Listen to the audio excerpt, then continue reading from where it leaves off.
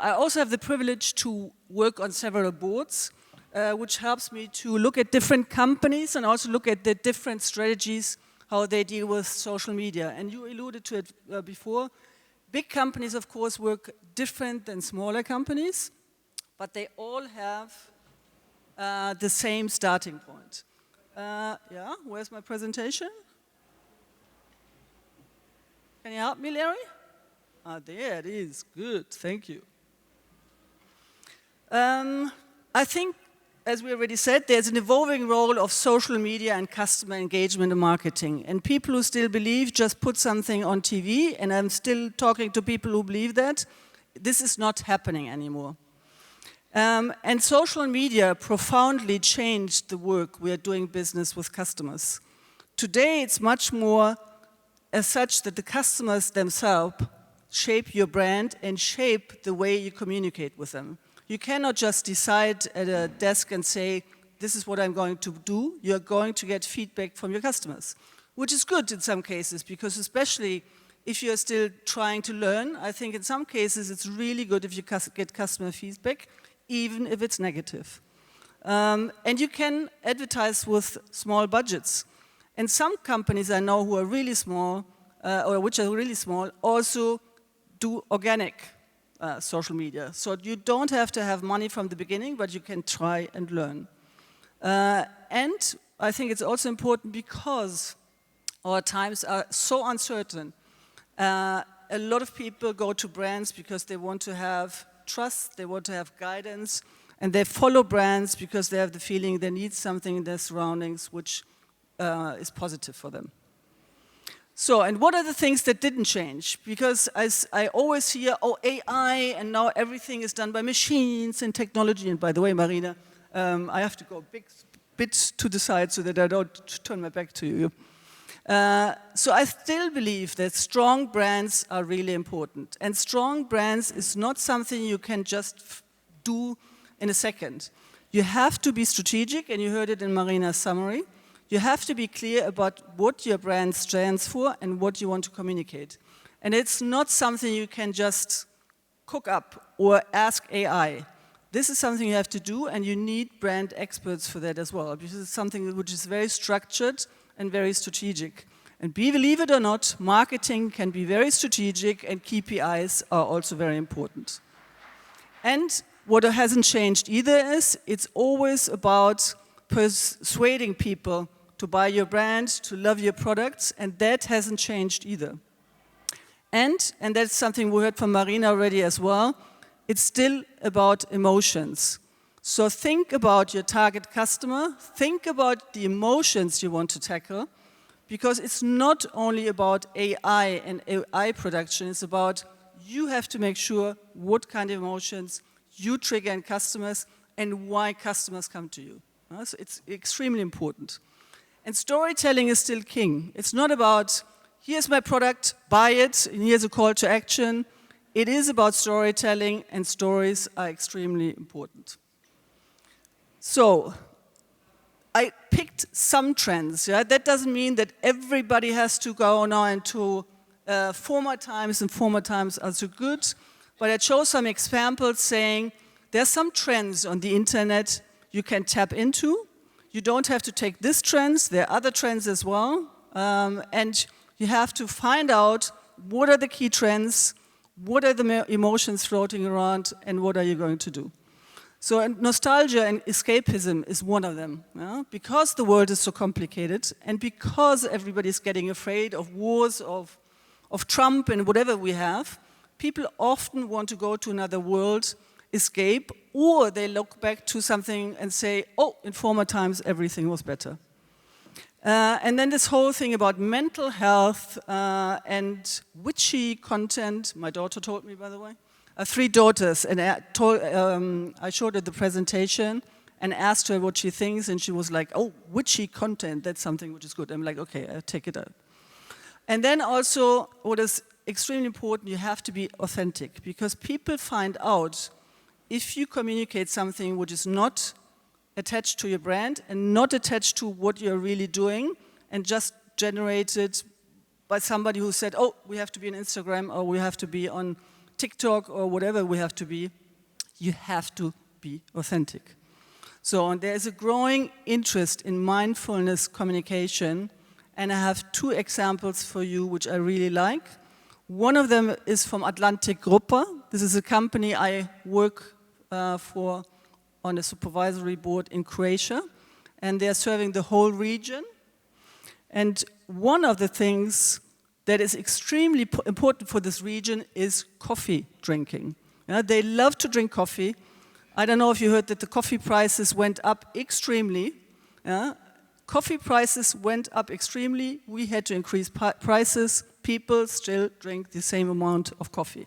Chocolate went down, coffee they still drink. So the team came up with the idea to connect it to coffee fortune telling. Apparently this is something which was really popular in former times, and now they connected it to modern technology, and here's the case I want to show to you. So sometimes it helps to look at the past, put a modern angle into it, and then try to, playfully engage with the customers. And this campaign was extremely successful because engagement rate was very high, and people asked questions, they loved this fortune telling, and that is something which the team wants to take up again. It was a campaign from last year, but I think it was so successful that they will run it again this year. And why did the campaign work? First of all, and you saw it, it had a very strong brand presence. Coloring, in store, also on the app. I think the brand presence was really strong, and everybody knew it was a campaign from Bar Cafe. It was a deep emotional connection with customers because customers love Turkish coffee. Turkish coffee is deeply rooted into this storytelling, fortune telling, and that is something which people really appreciated. It boosted awareness and also inspired action. So it's not only about showing a campaign, but also getting people into action. They playfully got into contact with the brand. And it was a very smart use of technology without using the emotions.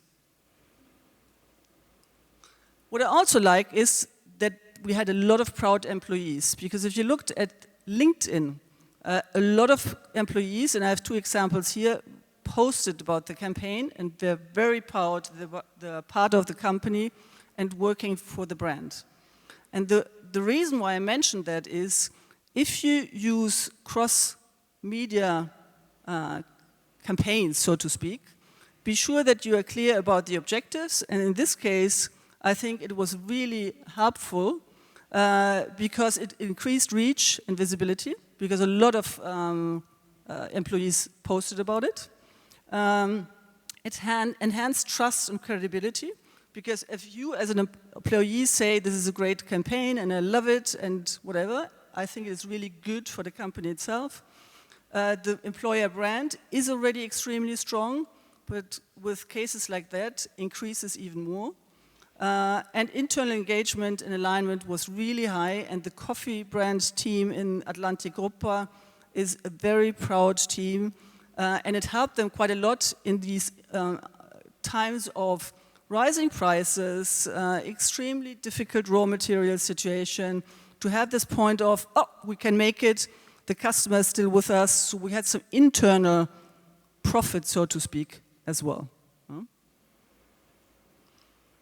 So, homage to the past as a trend.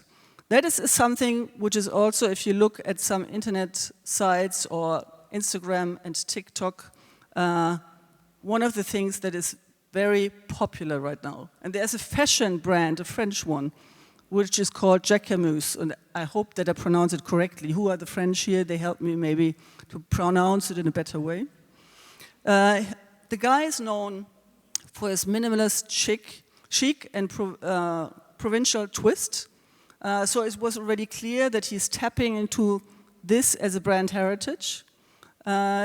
He often channels childhood memories into his campaigns. So the guy decided that he takes his personal history into his campaigns and sells his. And he is really about promoting slower times, homage to be simpler, because a lot of people have this feeling of there's so much information out there, there's so much technology, so much things going on. I need a simpler life, respectively, some simpler moments in my life. And this is what he's doing right now. And you can say, yes, he's selling a fashion brand. I would argue he's selling a feeling. And if you look at his examples, what he did is, if you look at the black and white pictures, he took his family pictures from 50 years ago and reproduced them in modern times with his fashion brand. You see it on the left-hand side, the older pictures, and then he translated it into today's times. I think that's a very clever move, and I give you a video to the whole story as well.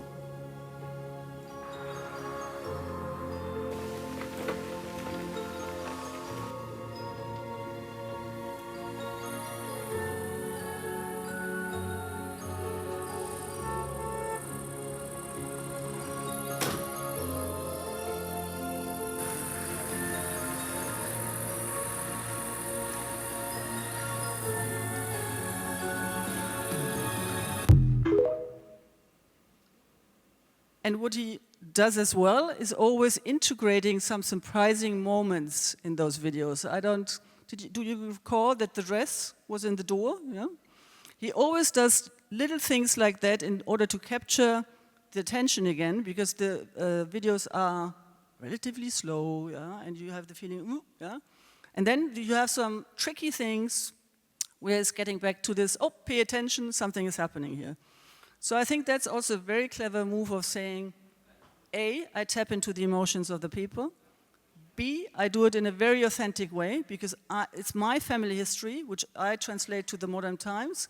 And he's using, in this case, TikTok in a way that people say, yes, this is authentic, and this is also a clever use of the platform.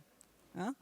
So with that, I wanted to say nostalgia is a psychological, comforting, and especially for young people in turbulent times, very important.